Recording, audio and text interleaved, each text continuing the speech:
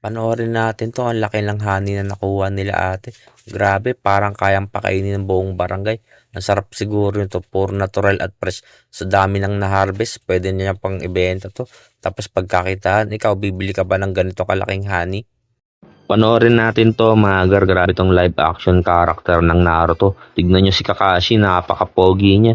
Tapos itong si Hinata, ang tangkad niya. Si Orochimaru nangayayat, pumayat na. Si Sakura napaupo na lang sa sobrang pagod sa set.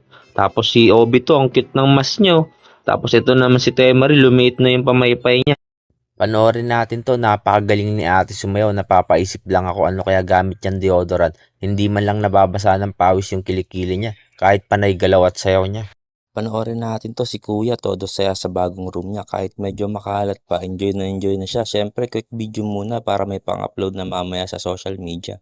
Panoorin natin 'to, ang kulit ng asong 'to, parang kabayo kung maglakad, may pakianding pa sa bawat hakbang. Kapag nakita mo siyang tatawid sa kalsada, mapapahinto ka talaga sa kakatawa. Panoorin natin 'to, grabe, tapos na ni Kuya ang 8-seater dining table set niya.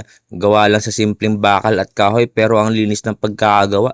Binarnish niya pa kaya sobrang kinis at classy ng finish.